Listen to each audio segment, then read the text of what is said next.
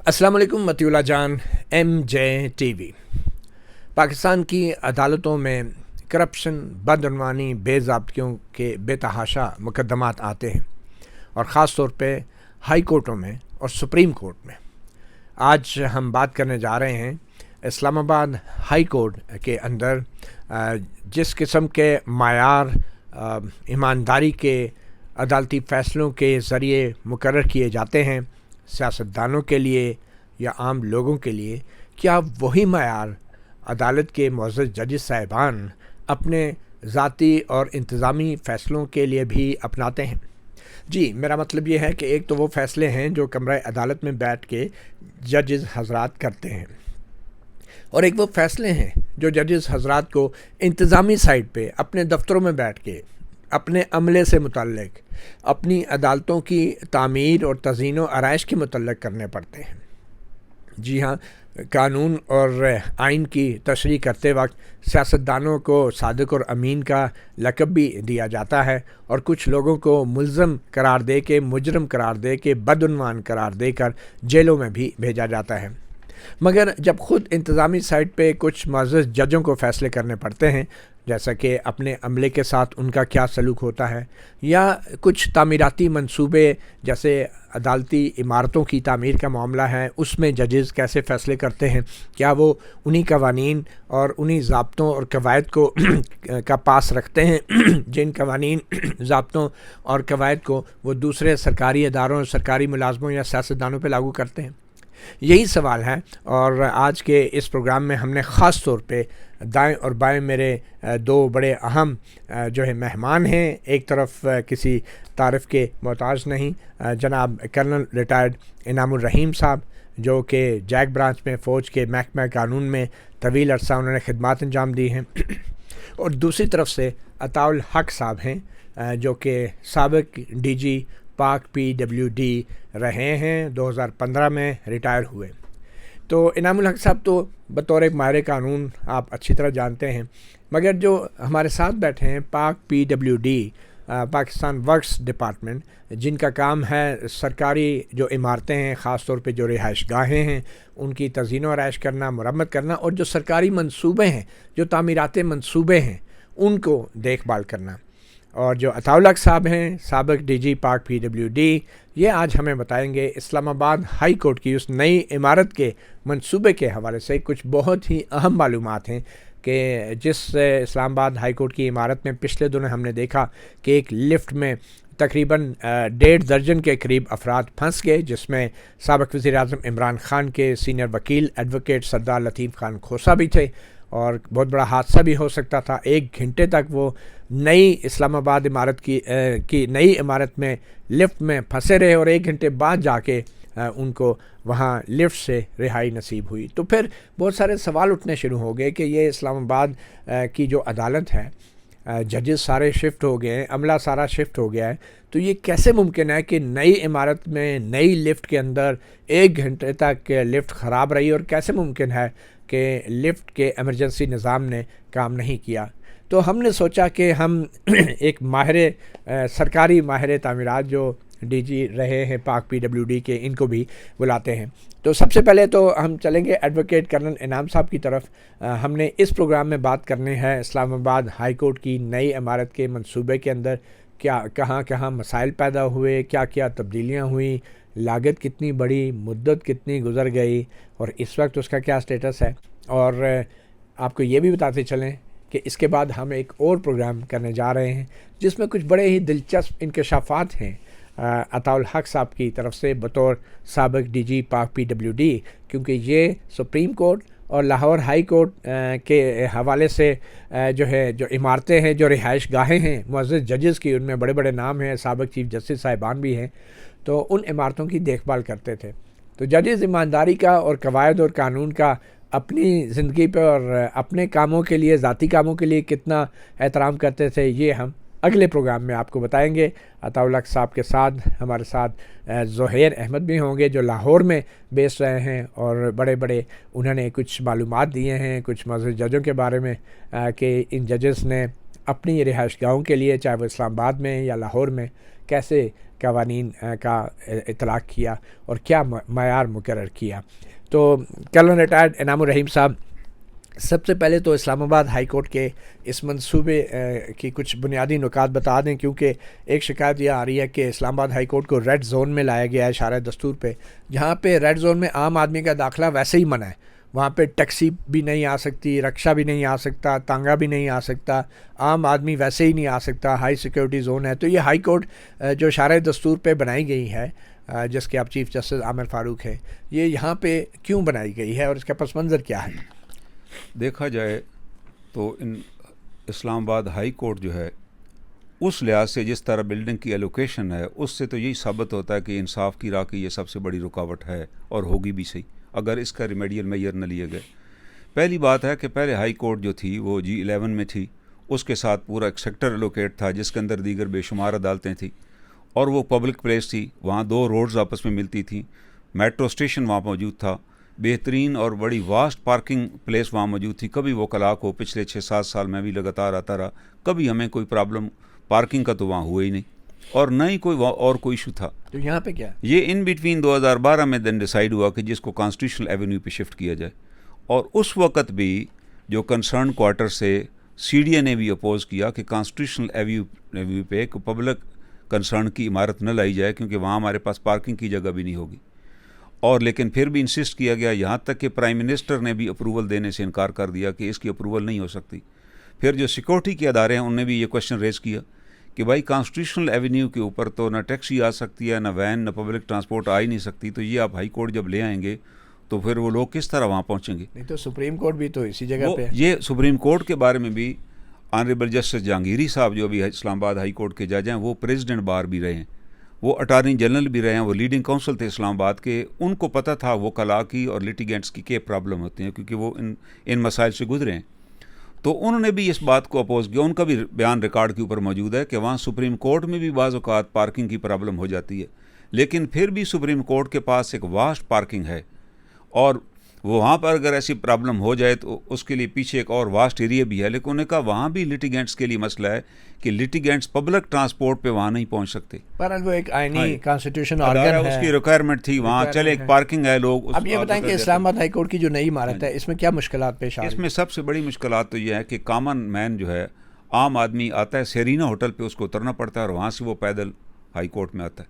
वो कला भी इसी तरह, वो कला की वहाँ कोई पार्किंग नहीं है, या तो सेरीना होटल के पीछे आप ड्रॉप होते हैं, अपनी गाड़ी कहीं खड़ी करते हैं और बारिश के दिनों में भी आप पैदल हाई कोर्ट आते हैं और अंदर बिल्डिंग में आप दाखिल होते हैं। और इसी तरह लेडीज़, आप सुबह के वक्त आप देखें लेडीज़, ओल्ड एज पीपल, वो कितने किलोमीटर नीचे से चल कर आते हैं और उसी तरह वापस जाते हैं। वो गाड़ी आपको अगर ले आए, कोई गाड़ी ज़ाती गाड़ी भी हो तो आप वहाँ उतर जाएंगे और आपके पास अगर ड्राइवर है तो वो उसको डी चौक की तरफ ले जाएगा, वहाँ जाकर खड़ा करेगा, यहाँ तो खड़ा भी नहीं कर सकते। तो ये एक मुस्तकिल प्रॉब्लम है। असल देखा जाए तो हाई कोर्ट का मकसद तो है लिटिगेंट्स और साथ एडवोकेट्स। अगर लिटिगेंट्स और एडवोकेट ही नहीं पहुंच सकते और सिक्योरिटी हैज़र्ड रहना है, इसके नीचे अंदर उन्हें अंडरग्राउंड पार्किंग बनाई हुई है, लेकिन as per security point of view किसी भी पब्लिक बिल्डिंग के अंदर underground parking can not be used, क्योंकि वो कहते हैं यहाँ कोई भी ऐसा खुदा न खास हादसा पेश आ जाए तो बड़ा मसला पैदा हो जाए पूरी बिल्डिंग के लिए। और आप देखें वहाँ बिलियंस खर्च हो चुके हैं।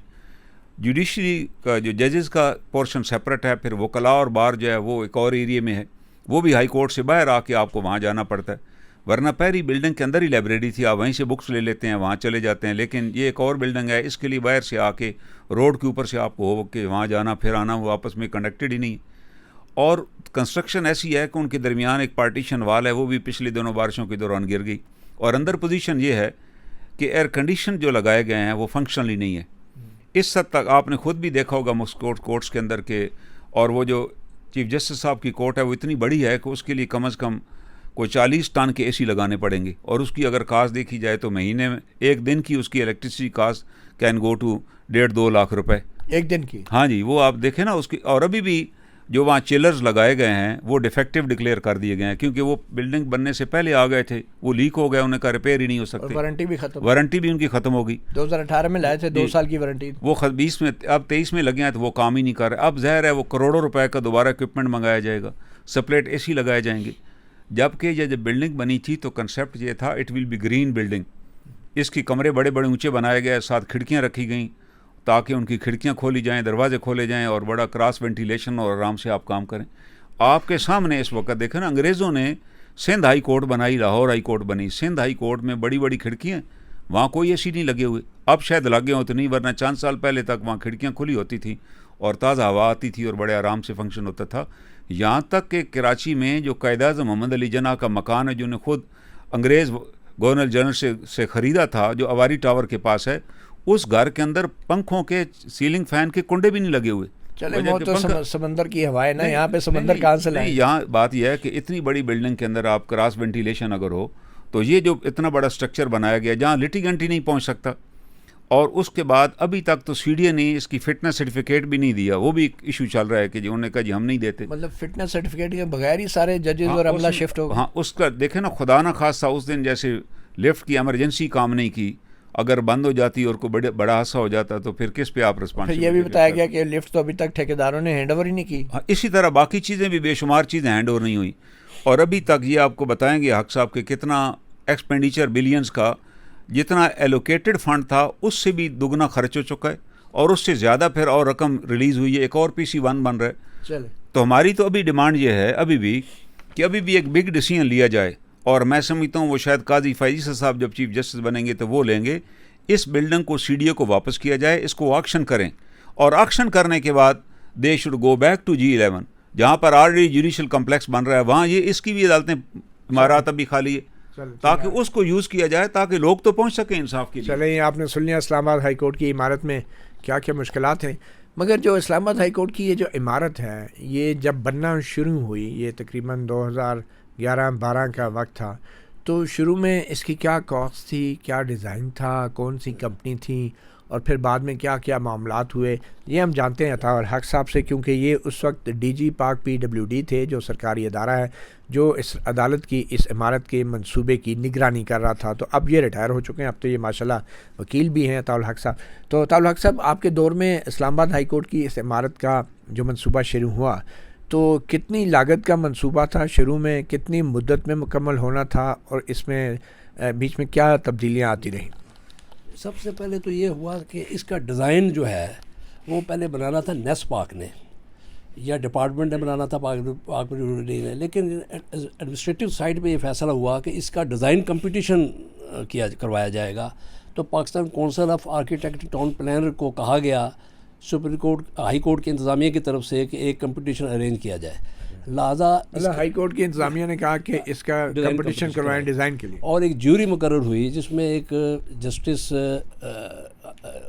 जस्टिस शौकत अजीज़ सिद्दीकी थे, और एक उस ज़माने के रजिस्ट्रार हाई कोर्ट थे, और एक सिकंदर अजम थे कौंसिल के नुमाइंदे की तौर पर। ज्यूरी बन गई। इन तीनों ने 13 डिज़ाइन आए, उसमें से ये एक्सेप्ट किया जो मौजूदा डिज़ाइन है। ये एक कंपनी थी मैसेज आर्किटेक्ट, इसके कोई आर्किटेक्ट थे तारक हसन, इन्होंने इसको डिज़ाइन को बनाया था, तो इनको फर्स्ट प्राइज़ मिला। तो इस डिज़ाइन को, इसका कॉन्सेप्ट क्या था डिज़ाइन? इनका कंसेप्ट ये किया गया कि जी ऊंचे ऊंचे मीनार होंगे, हज़रत सल्लल्लाहु अलैहि वसल्लम के दौर का इंसाफ का, जैसे वो मस्जिद नबवी का वो था कि आते हैं साइल आते हैं और इंसाफ लेके जाते हैं, इस किस्म का वो कंसेप्ट ये शौकत सिद्दीकी साहब का ये आइडिया था कि ये एक इंसाफ सिंबल ऑफ जस्टिस होगा, तो ये बनाएंगे। तो ये उन्होंने जूरी ने अप्रूव कर दिया, और हमें कहा गया इसके बेस पे आप इसको टेंडर फ्लोट कर दें। अच्छा, नहीं, ये जो छतों पे पिंजरे बनाए गए थे, ये कबूतरों के लिए थे या किसके लिए थे? ये वो डोम वगैरह, ये वो सकाफत जो हमारी ईस्टर्न सकाफत थी, और ये इसको जो मीनार थे वो जस्टिस मस्जिद नबी के साथ उसको बताया गया कि इसके साथ ये लोहे के पिंजरे क्यों? पिंजरे जो ऊपर जो बनाए गए हैं, ये मैं नहीं समझता, ये पिंजरे उस डिज़ाइन में तो नज़र नहीं आ रहे थे, लेकिन बाद में शायद पिंजरे इसलिए बनाए कि वो डोम वगैरह में जो सिलिकॉन वगैरह भरते हैं तो वो कव्वे और ये चीज़ें आके खा जाती, उनको लीक कर देती हैं और लीकेज शुरू हो जाती है, जैसे हुई भी है कि एक दो जगह। तो इसलिए मैं वो पिंजरे बना दिए गए ताकि वो जो बर्ड की जो फ्लाइट है वो डायरेक्ट आके उस पर वो आके बैठे ना, और वो उसको देख के पिंजरे को करीब ही ना है कि ये कहीं पिंजरा है या कुछ। अच्छा, तो स्केयर क्रोज को तो डरा दिया, कौवों और परिंदों को तो डरा दिया। अब बताएं ये इसकी लागत क्या थी और कितने अरसे में होना? उसके बाद ये फिर PC1 अप्रूव नहीं हुआ था, तो ये अगस्त 2013 में ये डिज़ाइन कंपटीशन फाइनलाइज हो गया था और डिज़ाइन अप्रूव कर दिया गया था हाई कोर्ट की तरफ से। अब वो PC1 के इंतज़ार में 1 साल गुजर गया, क्योंकि उन्होंने कहा कि इसकी हमने ग्राउंड ब्रेकिंग सेरेमनी करनी है, बहुत जल्दी थी। लेकिन उस वक्त मुझे याद है कि मैंने कहा क्या था, ये आप PC1 जब तक अप्रूव नहीं कराएंगे तो ये हम आगे प्रोसीड नहीं कर सकते। बहरहाल ये PC1 अप्रूव हुआ नवंबर 2014 में। तो हमने टेंडर इसका किया नवंबर 2014 में, इसको प्री क्वालिफिकेशन फ्लोट की हमने। प्री क्वालिफिकेशन हमने की प्री क्वालिफिकेशन हमने की 28 दिसंबर 2013 को, लेकिन प्री क्वालिफिकेशन हो गई। ये 14-15 कंपनियाँ आई, उसके अंदर 3 प्री क्वालिफाई हुई, एक इंटरहोम थी, गारंटी इंजीनियर्स थी और एक मुगल। और इसको हमने पेंडिंग रखा, चूँकि PC1 अप्रूव नहीं था, जो मैंने बात पहले की कि PC1 अप्रूव नहीं था। उसके बाद PC1 अप्रूवल के बाद ये दिसंबर 2014 में हमने इसको बिडिंग के लिए ओपन कर दिया, और ये एक कंपनी थी मैसेज इंटरहोम, उसको ये टेंडर 2 अरब 60 करोड़ का मिला था, और उसको तकरीबन उसका अवार्ड भी हो गया, और ग्राउंड ब्रेकिंग सेरेमनी में भी वो मौजूद था। उसने ग्राउंड ब्रेकिंग सेरेमनी भी कराई, जो then chief justice Islamabad high court ने की। कौन थे वो जस्टिस अनवर खान कासी साहब थे। और PC1 मंजूर नहीं हुआ और ग्राउंड ब्रेकिंग सेरेमनी भी हो गई? नहीं, वो PC1 उस वक्त जब ये ग्राउंड ब्रेकिंग सेरेमनी हुई अप्रूव हो गया था, लेकिन जब डिज़ाइन कंपटीशन हुआ और जो प्री क्वालिफिकेशन के दरमियान जो 1 साल का दरमियान अरसा था, वो हमने पेंडिंग रखा था, उस दरमियान ये हो गया था PC1 अप्रूव। ठीक है। तो फिर कितना तय क्या हुआ, कौन सी कंपनी आई सामने? ये मैसेज इंटरहोम मतलब लोएस्ट वो आ गई, उसको वर्क आर्डर भी मिल गया, उसने काम भी शुरू कर दिया। और वो ये जो इस कंपनी को जो अवार्ड हुआ, उस वक्त एक कंसल्टेंट ने उसको, क्योंकि उसके टर्म्स एंड कंडीशन में था कि वो उसको कंसल्टेंट उसको रिकमेंड करेगा और उसको वेट करेगा, वैल्यूएट करेगा, वो उसने किया। फिर एक उस वक्त होते थे प्रोजेक्ट डायरेक्टर हाई कोर्ट में भी, ब्रिगेडियर साहब थे अमजद, उन्होंने भी उसको वेट किया और उसको रिकमेंड किया। हाई कोर्ट में कौन से ब्रिगेडियर साहब आ गए? एक उस ज़माने में होते थे ब्रिगेडियर अमजद, रिटायर्ड थे कोई? रिटायर्ड थे वो थे, ही वाज प्रोजेक्ट डायरेक्टर थे, इंजीनियर्स थे, प्रोजेक्ट डायरेक्टर थे। उनको कोर्ट ने खुद लगाया था, अनवर कासी उन्होंने हाई कोर्ट ने अपॉइंट किया था, फिर वो बाद में नौकरी छोड़ गए, लेकिन इस वर्क में वो हमारे साथ एसोसिएट रहे हैं। उन्होंने इसको अवार्ड करवा दिया और हमने इसको अवार्ड किया। खैर अवार्ड तो हमने किया। उसके बाद जब ग्राउंड ब्रेकिंग हो गई तो एक कंट्रैक्टर था बड़ा, वो उसके खिलाफ इंक्वायरियाँ थी, उसके साथ नैब में केसेस थे, उसने एक रिट फाइल कर दी हाई कोर्ट में। जो बिड में शामिल था? वो बिड में शामिल नहीं था, वो प्री क्वालिफिकेशन उस 1 साल पहले उसका कागज़ रिजेक्ट हो गए थे, प्री क्वालिफिकेशन उसकी नहीं हुई थी। उसका उसने अपने को आप अग्रीव्ड शो किया और वो आ गया, और वो एक रिट हुई तो एक सिंगल बेंच ने उसको डिसमिस कर दिया। कौन जज थे? शौकत अजीज सिद्दीकी थे जज। अच्छा, वो बिल्डिंग कमेटी में भी बैठते थे और फिर अपने खिलाफ उन्होंने केस भी सुना, हालांकि उनको केस सुनना नहीं चाहिए था, क्योंकि वो बिल्डिंग कमेटी में उन्होंने ही एक किस्म का बिड की अप्रूवल एक किस्म की दी होगी, और उन्होंने वो रिट फिर भी डिसमिस कर दी। वो जब एक बात जो मुझे नज़र आता है मुझे कर देनी चाहिए, वो ये कि जब उसको लोएस्ट वो आ गया और दरमियानी वो इंटरहोम की जब इंटरहोम को लोएस्ट डिक्लेयर कर दिया गया, उसके दरमियान 2-3 महीने का वक्फा था उसकी एक्सेप्टेंस में, उससे को नाजायज़ रिश्वत तलब की गई इंटरहोम से। अच्छा, ये किसने तलब की? वो हमारे मिनिस्ट्री के जो हाई ऑफिशियल थे उस ज़माने में। कौन थे उस वक्त में? जो सेक्रेटरी थे, अब रिकॉर्ड देख के पता लग सकता है उस बारे में सेक्रेटरी कौन था, मिनिस्टर कौन थे। उन्होंने कौन से साल की बात हो रही है? महीने 2015, ये फरवरी, ये जनवरी 2015 की बात मैं कर रहा हूँ। मिनिस्ट्री हाउसिंग के सेक्रेटरी जो थे, उन्होंने उससे कोई पैसे उसने। आपके पास क्या है शायद शायद तो नहीं, ये एक कॉन्ट्रैक्टर ने मुझे खुद बताया था कि जो डिमांड कर रहे हैं इंटरहोम ने, मैंने उसको मना किया था कि ये जो है ना, इसमें अगर रिश्वत वाली बात आ गई तो काम आप सही नहीं करेंगे, ये पैसे उधर अगर चले गए तो। उसके अलावा भी डिमांड कर रहे थे, वो करोड़ों में थी कोई। अच्छा, सिर्फ सेक्रेटरी थे? नहीं, वो मेरे ख्याल में सेक्रेटरी नहीं थे, मेरे ख्याल उस ज़माने के मिनिस्टर भी थे शामिल उसमें। वो कौन थे? अकरम खान दुरानी थे। अच्छा जी हाँ। वो मैंने फिर एक जगह रिटायरमेंट के 2-3 महीने बाद लिख भी दिया था FIA को कि इस तरीके से वो जब रिश्वत तलब की गई तो वो ठेकेदार भाग गया। अच्छा, ये आपके पास सबूत है कि ये आपने FIA को एज एन अफसर आपने FIA को रिटर्न में दिया कि ये रिश्वत मांगी जा रही है, तो ये एक एविडेंस है आपके पास? अकरम दुरानी साहब ने मुझे बुला के कहा भी कि लेटर वापस ले लो। अच्छा, तो ये ले लो, वापस ले लो। बहरहाल हम लिख चुके थे, लेकिन उसके बाद फिर वो ICA आ गई। ICA होती है कि जो जस्टिस सदीकी साहब ने सिंगल जज के तौर पे रिट को मुस्तरद किया था, उसके खिलाफ 2 जजों के सामने इंट्रा कोर्ट अपील हो जाती है। हाँ जी, वो जो ICA सुनी गई वो एक दिन लगती है। ये ICA जो है ये हबीब रफ़ीक ने फाइल की? नहीं सर, हबीब रफ़ीक ने फाइल, वो गोंदल कंस्ट्रक्शन थी एक, जो जिसको आगे किया गया था इस सैबोटाज करने के लिए, इस वर्क को, इस काम का खराब। गोंदल कंस्ट्रक्शन मतलब अभी हबीब रफ़ीक सामने नहीं आया? अभी नहीं सामने नहीं आया वो। अच्छा, तो वो गोंदल कंस्ट्रक्शन ने 2 जजों के सामने अपील फाइल कर दी। ICA फाइल कर दी। किस किस 2 जज थे जिन्होंने सुनी? वो उस वक्त जस्टिस अतर मिनुल्लाह साहब थे और ऑनरेबल जस्टिस आमिर फारूक थे। अच्छा, उन्होंने क्या किया? उन्होंने स्टे कर दिया कि अब काम नहीं कर, इंटर होम के ख़िलाफ़ स्टे दे दिया कि अब काम मज़ीद रोक दे और हम इसको एक कमेटी बना दी। उस वक्त जब ये कमेटी बनी मैं रिटायर हो गया और हमारे एक कुलीग थे ज़ुहैर खालिद, और इसकी एक कमेटी बन गई कि इसको एवेल्यूएट करे। उस कमेटी में उन्होंने कहा, और मेरी जगह एक साहब आ गए जो रिटायर्ड थे, सिविल सर्वेंट नहीं थे, और वो नेशनल कंस्ट्रक्शन में थे, 66 ईयर एज थी उनकी, और उनको लगा कि मेरी जगह उसको लुक आफ्टर चार्ज दे दिया गया। वो सुप्रीम हाई कोर्ट में जाते हैं, वो कहते हैं जी हम नया टेंडर कर लेते हैं। नहीं, आप DG पाक PWD थे जी, आपको कहाँ भेज दिया गया?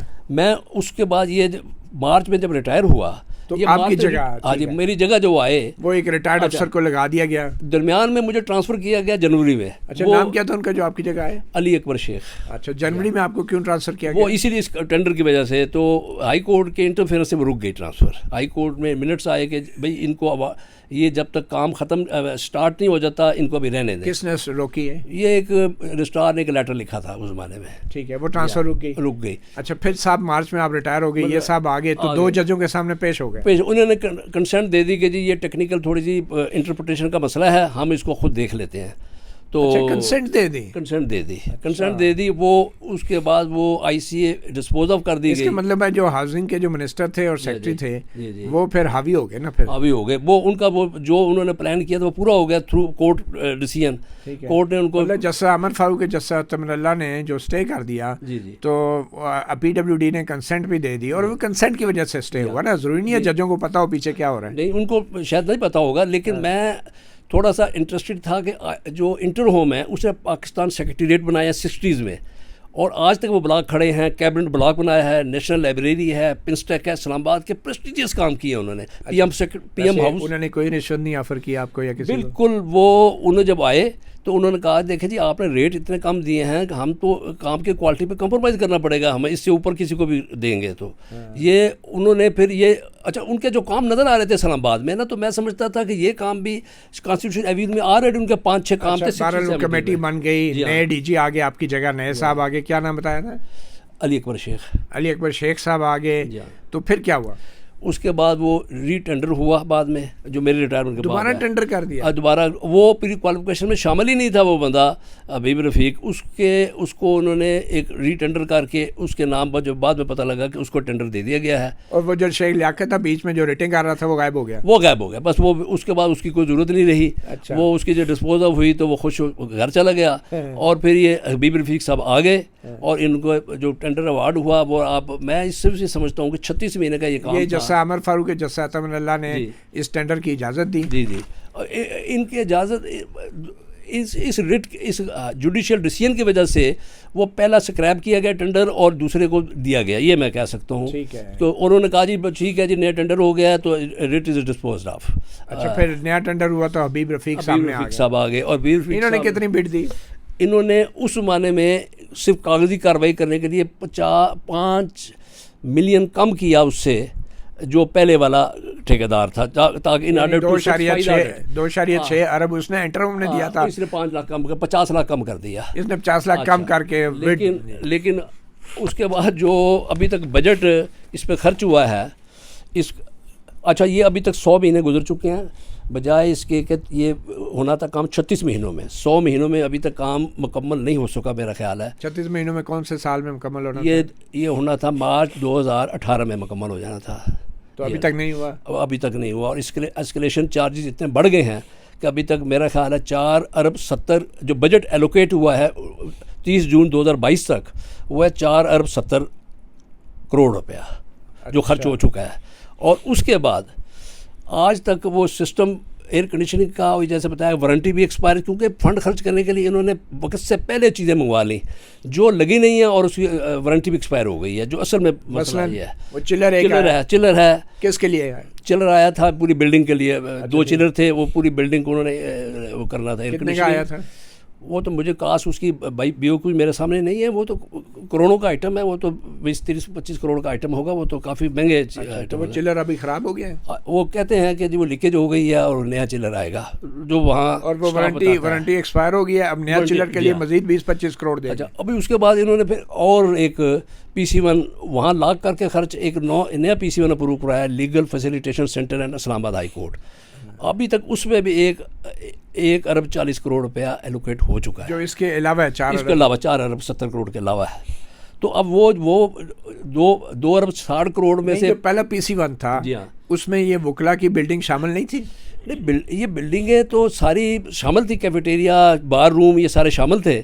लेकिन अब चूँकि कास्ट ओवर रन हो गई है ना, तो अब जस्टिफाई करने के लिए नई बिल्डिंग डाल लीगल फैसिलिटेशन सेंटर बना दिया और उसमें एक नया PC1 बना दिया। ये हमारे लोग बताते हैं तरीका, जजेस रात को इन बातों का नहीं पता होता, हम लोग ही बताते हैं सर ये लॉक कर दें कास्ट, ताकि बुक्स में आपकी कास्ट कम हो जाएगी और दूसरा PC1 बना देंगे दूसरे नाम से। और दूसरे ठेकेदार भी वही, ठेकेदार तो बेखर वही है अभी रफीक कोई दूसरा भी ठेका दे दिया, उसका कोई रीटेंडर नहीं हुआ। उसका मेरे दूसरे PC1 का होना चाहिए था असली तौर पे, डेफिनेटली हर चीज़। और लेकिन मुझे ये कंफर्म नहीं है कि उनको एक्स्ट्रा आइटम के तौर पर दिया गया या ये मेरे इल्म में नहीं है, लेकिन नज़र आता है दूसरा टेंडर नहीं हुआ, हबीब रफ़ीक ही है। अगर हुआ है तो उसी को दे दिया गया। अच्छा, मुझे अब ये बताएं कि इस सारे प्रोजेक्ट के अंदर जजों की भी कोई किरदार रहा है इंतज़ामी साइड पे? जज खुद भी इन्वॉल्व रहे हैं, फैसले करते रहे हैं, निगरानी करते रहे हैं? ये डिज़ाइन एक्सक्लूसिव जो है ना, ये हमारे हाई कोर्ट के जजेस जो ज़माने में थे, जस्टिस शौकत सिद्दीकी साहब, उन्होंने किया। डिज़ाइन उनका ब्रेन चाइल्ड था। वरना देखें, एक CJ साहब का कमरा, चीफ जस्टिस का कमरा 7600 स्क्वायर फीट है। ये जो बड़ा हॉल बनाया जी, बड़ा। ये जैसे कर्नल साहब बता रहे थे कि उसको ठंडा करने के लिए 40 टन, हमारे पास एनर्जी क्राइसिस है, बिजली हमारे पास है नहीं है, तो अब 40 टन एयर कंडीशन चलेगा, 8 घंटे भी चलेगा, तो आप अंदाज़ा लगा लें कि वो अगर 2 लाख रुपये पर घंटा हो तो दिन का 16-17 लाख रुपया बिजली का अब बिल कौन देगा? सिर्फ उस हॉल का? जी, तो सिर्फ उस हॉल की मैं बात कर रहा हूँ। और इतने बड़े स्पेस बना दिए, जो कि देखें ना, एयर कंडीशन तो स्पेस को करता है, वॉल्यूम ऑफ CFT उसके अंदर जो होता है, तो इसकी लंबी ऊंची छतें हैं, इंसाफ बड़ा करने। ये जो हॉल बनाया गया था उस वक्त शायद जस्टिस शौकत सिद्दीकी ये सोच रहे थे कि मैं इधर आके एज ए चीफ जस्टिस अपनी रियासत मदीना की मैं अदालत लगाऊंगा। यही शायद सोच ये हो, लेकिन बहरहाल ये जो है वो ये एक सफ़ेद हाथी बन तो गया है। लेकिन मैंने उस ज़माने में भी कहा था कि ये अब नज़र आता है कि ये हाई कोर्ट जो है बहुत बड़ा मसाइल पैदा करेगी, लिटिगेंट्स के लिए भी पार्किंग स्पेस है नहीं है वकला के लिए। और जब पार्किंग प्लाजा जो नीचे वो बनाई हुई है, उसमें स्टाफ की गाड़ियाँ खड़ी हो सकती हैं, वकीलों को तो इजाज़त नहीं है जाने की, उस बिकॉज ऑफ सिक्योरिटी रीजंस। तो ये एक प्रॉब्लम है, इनको जगह लेनी पड़ेगी दूर कहीं, उस शटल चलानी पड़ेगी वकीलों के लिए। चलें आप ये और लोगों के लिए भी जारी बात है। अच्छा, ये बताएं कि ये हाई कोर्ट इतने जल्दी शिफ्ट कैसे हो गई यहाँ पे? क्या वो फॉर्मेलिटी पूरी हो गई? कानून और कवायद के तकाजे, CDA के जो NOC होता है, सर्टिफिकेट, कंप्लीशन सर्टिफिकेट होता है, हैंडिंग टेकिंग ओवर होती है बिल्डिंग की, क्या वो होगी? लॉ के तहत तो जब तक कंप्लीशन ना हो जाए तो आप किसी बिल्डिंग को यूज़ कर में नहीं ला सकते। बल्कि आम घरों में भी जब पता लग जाए CDA को कि ये कंप्लीशन के बगैर शिफ्टिंग हो गई है, तो वो पेनल्टी डाल देते हैं 5 लाख पर डे। तो ये अभी तक इनकी कंप्लीशन हुई नहीं है, ये कागज़ों में अभी कंट्रैक्टर के पास है बिल्डिंग। तो ये अभी उन्होंने हैंडओवर ही नहीं की डिपार्टमेंट को। लेकिन बहरहाल चूँकि जल्दी थी और डिस्ट्रिक्ट कोर्ट्स भी शिफ्ट हो रही थी, तो उन्होंने फिर मुनासिब समझा होगा। लिहाजा इस मसले में तो मैं समझता हूँ कि कोशिश ये होनी चाहिए थी कि रूल रेगुलेशन इसमें सही ओबे हो। लेकिन चले लोगों की जान तो खतरे में पड़ गई ना, और ये डिसीजन सारा चीफ जस्टिस आमिर फारूक का है जो शिफ्टिंग हुई ऑब्वियसली। और सारा देखिए बात यह है कि लिफ्ट में अगर लोग ज़्यादा चले गए थे तो उसकी अवर रोड रेलवे ने कहा उसको लिफ्ट को दरवाज़ा बंद नहीं होना चाहिए था, उसको चलना नहीं चाहिए था, बजाय कि वो दूसरे फ्लोर पर जाके लॉक हो जाती। ये इसका मतलब ये है कि लिफ्टों के अंदर भी उसकी कोई सेफ्टी सिस्टम में कंप्रोमाइज़ हुआ है, वो सही नहीं है। वो भी या इंस्टॉलेशन में प्रॉब्लम हुआ है या उनकी स्पेसिफिकेशन ऐसी। तो अभी क्या कर रही है हबीब रफ़ीक की कंपनी जो है, वो कब तक ये कंप्लीशन हो जाएगी आपके ख्याल में? देखिए अभी एयर कंडीशनिंग सिस्टम शायद मुझे वहीं यूज़र ही बताते हैं कि जो आने वाले हैं एयर कंडीशन आ जाएंगे, और लेकिन बहरहाल ये जो प्रॉब्लम इनहेरिटेड प्रॉब्लम है वो तो होंगे। ये अगर जुडिशियल इंटरफेरेंस ना होती, मैं समझता हूँ कि इंटर होम अगर या होता या G11 में बनती तो ये प्रॉब्लम होने नहीं थे, क्योंकि एक बिल्डिंग का एक कंट्रैक्टर का ट्रैक रिकॉर्ड देखा जाता है कि उसने पहले 40 प्रोजेक्ट किए हैं, वहाँ कभी प्रॉब्लम नहीं हुआ। इंटर होम की बात, इंटर जी हाँ, सेक्रेटरीट देखे 60s में सेक्रेटरीट बनने थे, आज तक नज़र आता है कि जैसे नए। तो इसका मतलब है अदालतों को इस्तेमाल किया गया या अदालतें इस्तेमाल हुई इस सारे प्रोजेक्ट को सबवर्ट करने के लिए? अदालतें जब फाइनेंशियल मसलों में और टेक्निकल मसलों में आती हैं तो ऐसी गलतियां होनी होती हैं, क्योंकि वो एक्सपर्ट नहीं होते। उनको जो बताया जाता है, मिसलीड किया जाता है, वो उसके मुताबिक कोर्ट में फैसले कर देते हैं। बहरहाल जी, आपने सुना जो जजेस पूरे पाकिस्तान के सियासतदानों की ईमानदारी का और महारत का मयार मुकर्रर करते हैं, जब अपनी इमारतों, दफ्तरों और अपनी प्रोफेशनल और निजी ज़िंदगी के हवाले से फ़ैसले करते हैं, तो वो कितना कानून का, कवायद का और ज़ाब्तों का ख्याल रखते हैं, ये भी आपने देख लिया। और हमारी ये भी इतलात हैं कि जो कंस्ट्रक्शन कंपनी है हबीब रफ़ीक, अब उन्होंने मज़ीद किसी किस्म का इस मंसूबे पे काम करने से इनकार कर दिया है, क्योंकि कंसल्टेंट्स की तरफ से भी ये कहा गया था कि जब तक इस बिल्डिंग की टेस्टिंग ना हो जाए, और ख़ास तौर पे जो फायर फाइटिंग सिस्टम है अभी तक वो भी टेस्ट नहीं हुआ, बहुत सारे दूसरे सिस्टम भी अभी तक टेस्ट नहीं हुए, मगर शायद किसी को जल्दी थी इतने बड़े हॉल में चीफ जस्टिस की अदालत में मजमा लगाने की। एडवोकेट कर्नल रिटायर्ड इनामुर रहीम और अता हक साहब, साबिक डायरेक्टर जनरल पाक PWD, आप दोनों का बहुत शुक्रिया। मतीउल्लाह जान, MJ TV से इतना ही, इजाज़त दीजिए। अल्लाह हाफ़िज़। Thank you.